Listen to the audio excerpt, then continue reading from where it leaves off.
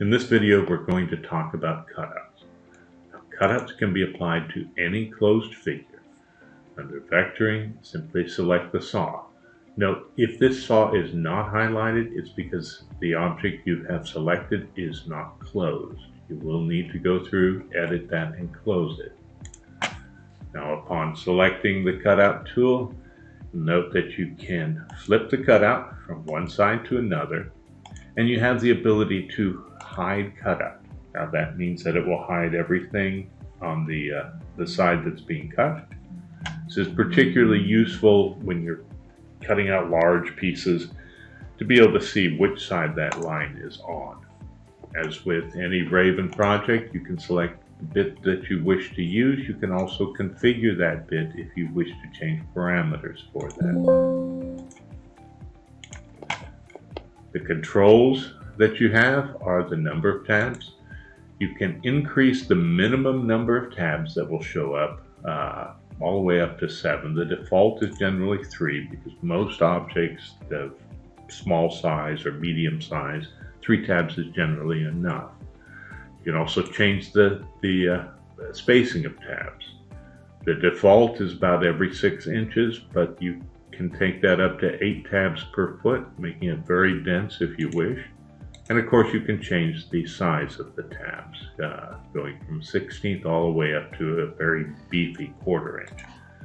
Now if you've made these settings, you can set this as a default. Let's say you've got a number of things you're going to be cutting out on a project, such as you don't have to keep resetting them.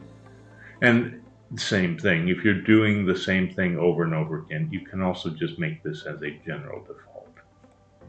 Now we're going to accept that here. And I picked a gear for this example because there is nothing more frustrating than cutting it out and finding that you have a tab down here. In order to control our tabs, we select our tab editing tool. Now within our tab editing tool, we can click on a tab, make it go away. We can click on a spot and add a tab. We can move a tab and generally go and control exactly what we want as far as where our tabs are going to show up. Just a note, the red dot indicates where this carving is going to start. So that just makes sure that you have kind of an idea of where things are going to go as you're moving around, and this is the direction that the arrow is showing, the direction that that is going to cut out. Now, in the tab tool, this tool is a little different than most of the other tools in that you do need to click on the tool itself in order to get back to your geometry editing. On a final note, whenever you've got something small that you want to cut out, don't do it as a cutout. Then you have to clean all those tabs. Just go ahead and define it as a pocket. You can go ahead and set whatever bit you want for that pocket. And just make sure that it's set at the default to spiral out. That means that it's just going to hog that out just like a drill function. You can go ahead and set the depth to be just a little bit over the thickness of the board. Remember, always measure the thickness of the board. Make sure that you're going to go all the way through.